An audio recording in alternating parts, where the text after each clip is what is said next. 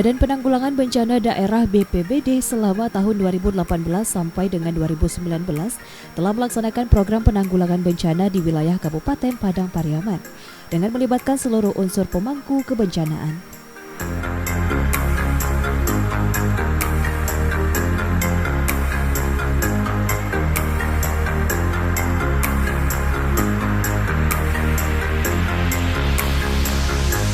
Wilayah Kabupaten Padang Pariaman merupakan daerah yang memiliki potensi ancaman bahaya bencana yang cukup lengkap. Karena geografis wilayah Kabupaten Padang Pariaman terdiri dari daerah pesisir pantai, perbukitan, aliran sungai, pegunungan api gunung aktif Tandikat, sehingga Kabupaten Padang Pariaman selalu dijuluki supermarket estalasenya bencana di Sumatera Barat. Ditambah lagi sejarah kejadian bencana yang telah terjadi dan memporak-porandakan Kabupaten Padang Pariaman, yaitu kejadian gempa bumi tahun 2009 yang lalu. Selain itu, wilayah Kabupaten Padang Pariaman merupakan daerah yang memiliki ancaman serius terhadap bahaya tsunami yang bersumber dari gempa bumi Megatrust Mentawai, di mana titik Megatrust Mentawai tersebut berada tegak lurus di depan wilayah Kabupaten Padang Pariaman. Tantangan dalam melaksanakan program penanggulangan bencana di wilayah Kabupaten Padang Pariaman adalah kondisi masyarakat yang tinggal di lokasi rawan bencana tersebut sampai mencapai kurang lebih 60%. Tentu dalam hal ini menjadi suatu tantangan bagi pemerintah daerah, terutama bagi OPD BPBD dalam melaksanakan program penanggulangan bencana, terutama kegiatan mitigasi bencana kepada masyarakat.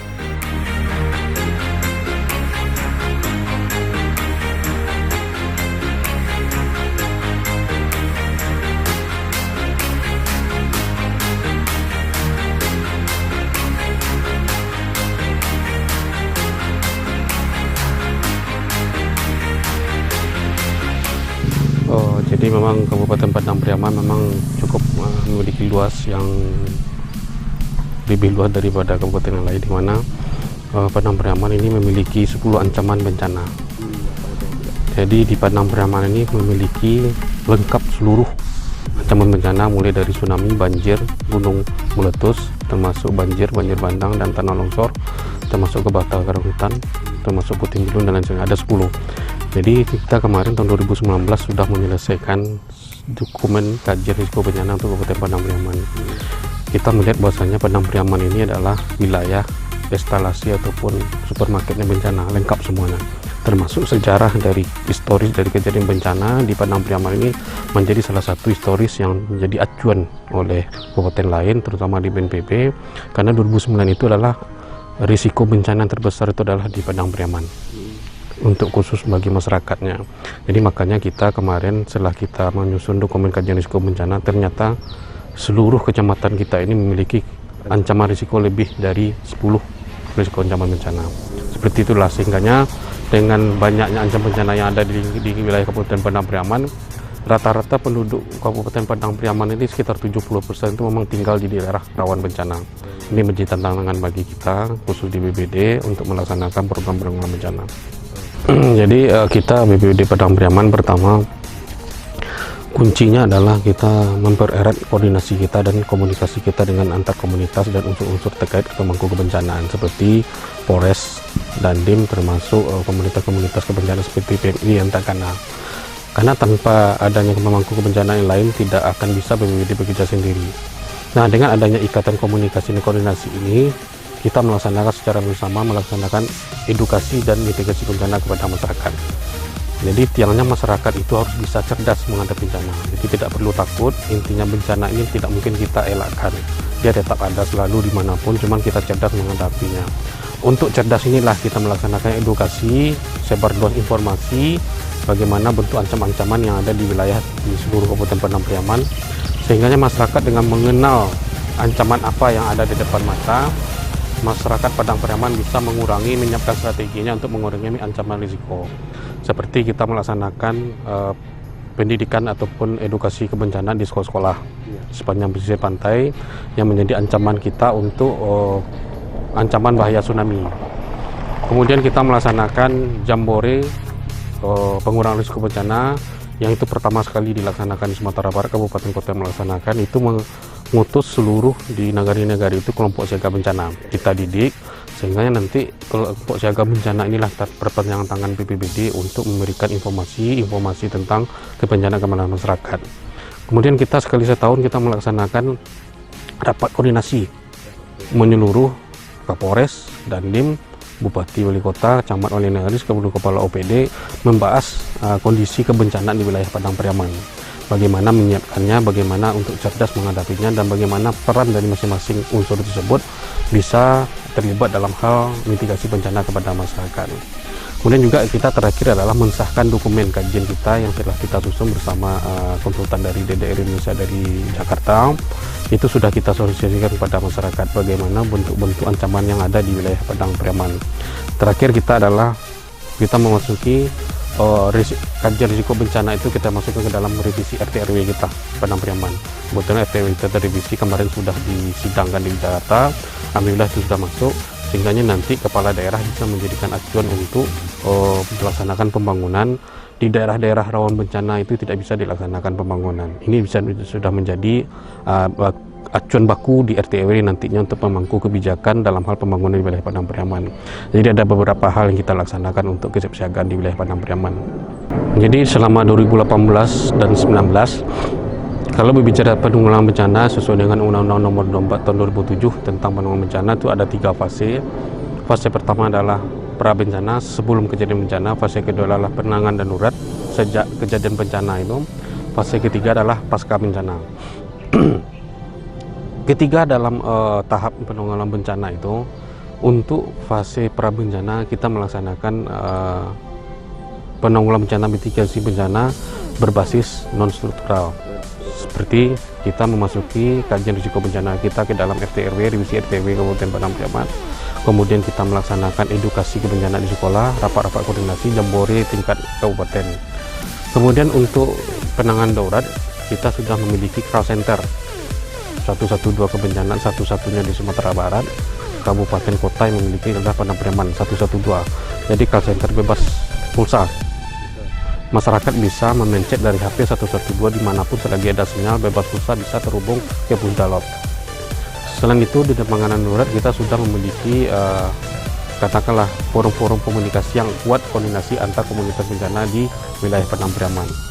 Sedangkan yang di pasca bencana kita adalah penanganan untuk infrastruktur yang rusak.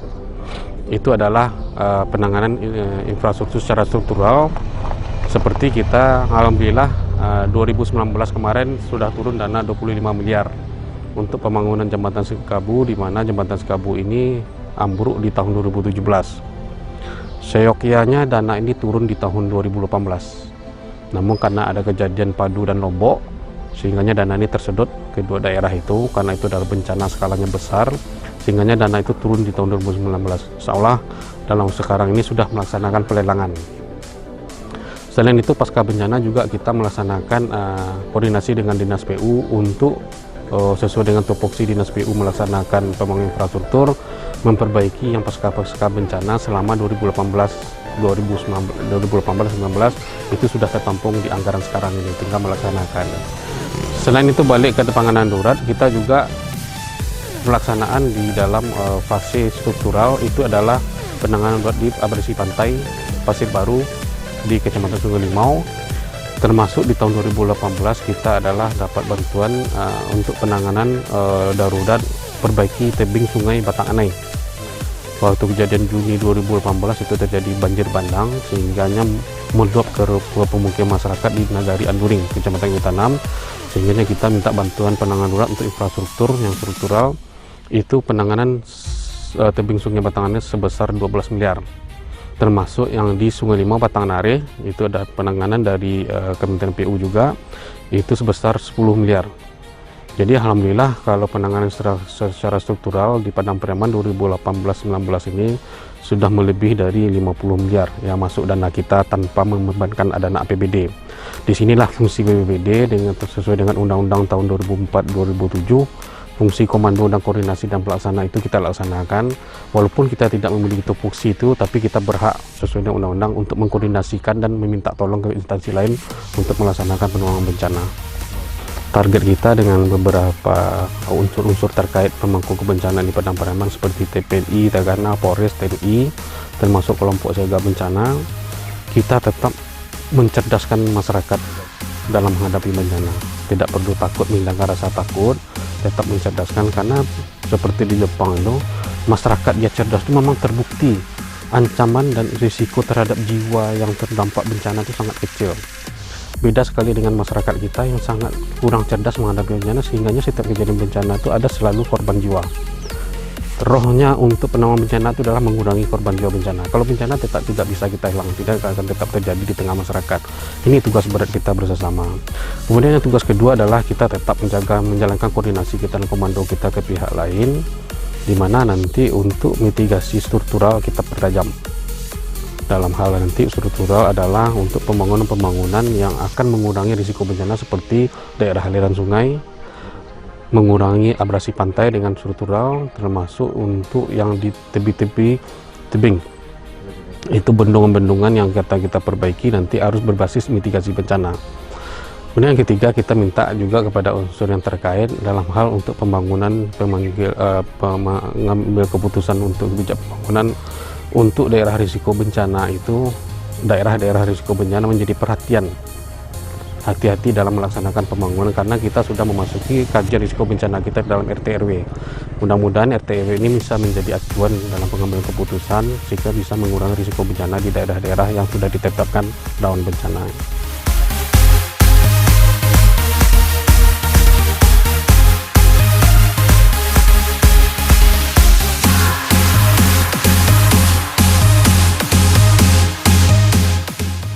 Kegiatan mitigasi bencana yang dilaksanakan selama tahun 2018 dan 2019 oleh BPBD adalah mitigasi bencana berbasis non-struktural dan mitigasi bencana berbasis struktural. Mitigasi bencana berbasis non-struktural yang telah dilaksanakan seperti simulasi evakuasi bencana di sekolah di sepanjang pesisir pantai Kabupaten Padang Pariaman, simulasi evakuasi bencana Rumah Sakit Padang Pariaman di Parit Malintang, simulasi evakuasi bencana di seluruh puskesmas di Kabupaten Padang Pariaman. Rapat koordinasi kebencanaan tingkat Kabupaten Padang Pariaman dihadiri oleh Kodim, Polres, Asisten Bupati, staf ahli Bupati, Kepala OPD, Camat, Wali Nagari, seluruh komunitas kebencanaan, para pakar kebencanaan dari perguruan tinggi, dan lain-lain. Satu-satunya kabupaten atau kota di Provinsi Sumatera Barat yang melaksanakan rapat koordinasi tingkat kabupaten. Jambore pengurangan resiko bencana juga satu-satunya kabupaten atau kota yang melaksanakan di Provinsi Sumatera Barat. Penyusunan dokumen kajian risiko bencana atau KRB dan pengurangan risiko bencana atau PRB Kabupaten Padang Pariaman, penyebar luasan papan informasi rawan bencana, pelayanan pusat layanan call center kebencanaan bebas pulsa atau call center 112. Untuk keadaan darurat bencana, Kabupaten Padang Pariaman merupakan satu-satunya kabupaten kota yang memiliki call center kebencanaan bebas pulsa di Provinsi Sumatera Barat. Apel siaga bencana 1 kali 4 bulan, Coffee Morning dengan seluruh pemangku kebencanaan dilaksanakan 1 kali 2 bulan dan lain sebagainya.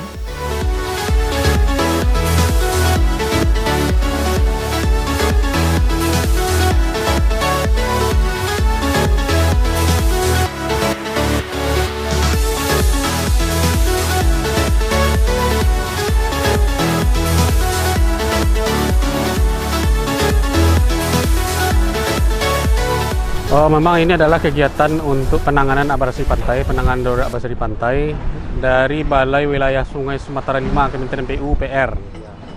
Jadi abrasi pantai ini sudah terjadi sejak 2 tahun yang lalu. Seperti kita lihat mengancam sudah merusak jalan, mengancam SD, SMP, dan perumahan. Dan kemarin kita berkat usaha Pak Bupati dan salah satu anggota DPR RI dari Kabupaten Padang Pariaman, Pak John Gendi Aziz, bersama dengan kita instansi BPBD akhirnya berhasil kita untuk menurunkan dana untuk penanganan darurat bencana abrasi pantai di Pasir Baru, Kecamatan Sungai Limau. Jadi kegiatan ini dilaksanakan sejak akhir Desember kemarin sampai nanti diperkirakan selesai di April 2020. Jadi nanti ancaman yang selalu mengancam warga di Pasir Baru ini nanti akan insya Allah akan berkurang setelah selesainya pekerjaan dari Balai Wilayah Sungai Sumatera 5 dari Kementerian PU ini. Jadi satu growin ini istilahnya batu yang di sisi ini adalah growin, itu jaraknya per 100 meter. Jadi jarak 100 meter itu ada sekitar 5 atau 45 susunan batu growinannya nantinya. Jadi itu nanti diperkirakan sampai panjang 500 atau 400 meter itu mengarah ke muara nanti itulah yang diamankan nantinya untuk kawasan yang terdampak dari bencana abrasi pantai ini. Karena ini adalah judulnya penanganan darurat bencana, itu yang diajukan proposal oleh ke Balai Wilayah Sungai Sumatera 5 ini ke Kementerian PU sesuai dengan permintaan Bupati, itu adalah sekitar 12 sampai 18 miliar. Tapi yang namanya dana penanganan darurat itu tidak bisa dipastikan pada kebutuhannya, nanti dihitung, diaudit nanti setelah selesai target yang telah ditetapkan itu. Kalau yang untuk di Padang Pariaman ini adalah lokasi yang kedua. Yang pertama adalah di abrasi pantai Ulakan Tapakis. Ini adalah lokasi kedua, yaitu di Pasir Baru Kecamatan Sungai Limau. Kemudian nanti kita coba minta lagi bantuan kepada Balai Wilayah Sungai Sumatera Kementerian PUPR untuk penanganan abrasi pantai yang di Gasan. Ini berarti yang kedua penanganannya. Sebelum terjadinya batu grip ini terpasang, dulu kan abrasi pantai ini, di sini kan ada jalan aspal. Itu jalan utama untuk jalur dari luar ke Pasir Baru. Itu aksesnya untuk pengambilan ikan. Setelah terjadinya abrasi pantai, yang jalan kita ini sudah terkikis oleh air yang dari gelombang pasang. Nah, jadi sebelum ada pemasangan grip ini, memang kami merasa terancam semuanya gitu kan. Apalagi di lokasi kita ini ada lokasi SMP. Jadi kalau sempat tidak secepatnya diatasi, mungkin masalah pagar SMP ini sudah habis semua gitu. Kalau pemasang batu grip sekarang ini malah sila mengambil keuntungan bagi masyarakat gitu kan. Ya memang untuk pasir ini untuk menjolok ke pantai itu memang memakan waktu yang lama. Cuman kalau melihat dari gelombang pasang yang ada, yang ombak tadi ukurannya pasangnya ke pinggir, sekarang udah ada pembatas batu yang memang pas itu. Jadi tahanan ombak itu nggak langsung ke pinggir pantai. Nah, jadi itu keuntungannya. Harapannya kepada pemerintah, pembangunan sekarang yang sedang berlanjut ini, kami ucapkan dengan syukur alhamdulillah. Mungkin ini suatu anugerah juga datang dari yang kuasa gitu kan. Cuman kalau dapat, kami minta lagi kepada pemerintah, kami nggak jera-jera untuk meminta, walaupun sudah ada gitu yang terpasang, tapi menginginkan kami lebih daripada ini hendaknya, supaya lokasi kami ini memang betul-betul aman dari abrasi pantai gitu.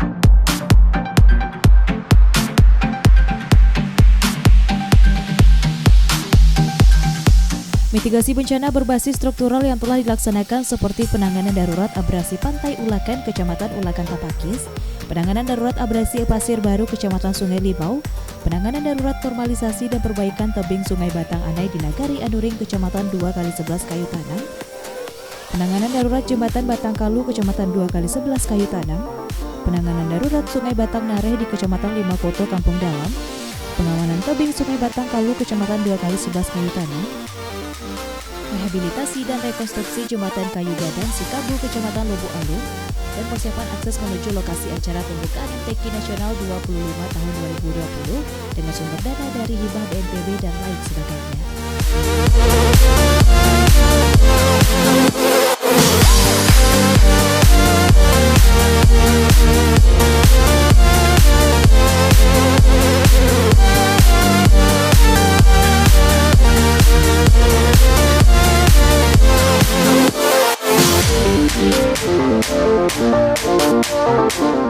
Ini adalah hasil penanganan darurat dan mitigasi struktural untuk pengamanan daerah Sungai Batang Anai. Jadi tahun 2018 ini pelaksanaannya dilaksanakan oleh Balai Wilayah Sungai Sumatera 5 Kementerian PUPR, di mana saat itu Juni 2018 terkena banjir bandang Nagari Anuring ini sepanjang aliran Sungai Batang Anai.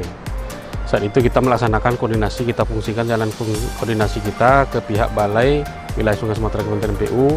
Alhamdulillah pihak Balai telah melaksanakan fungsinya dan membantu pemerintah Kabupaten Padang Pariaman dengan melaksanakan pembuatan tanggul sepanjang daerah aliran Sungai Batang Anai ini di Nagari Anuring sepanjang lebih kurang 2,5 km dengan dana lebih kurang 12 miliar.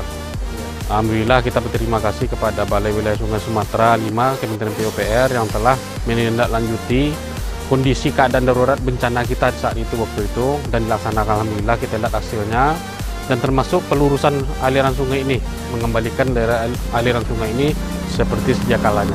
Sekitar yang terdampak itu dan terancam itu ada sekitar lebih kurang 500 kepala keluarga. Dan ini memang suatu ancaman yang serius karena Batang Anai ini adalah batang terbesar, Batang Anai sungai yang terbesar yang apabila di hulunya di daerah tanah datar pandang panjang itu lebat, ini akan terdampak di sini. Makanya kita berkoordinasi karena adalah kewenangan Balai Wilayah Sungai Sumatera 5 dari Kementerian PU. Dalam hal penanganan darurat itu telah dilaksanakan untuk bantuan dana bencana, status dana bencana untuk penanganan darurat bencana banjir bandang waktu itu.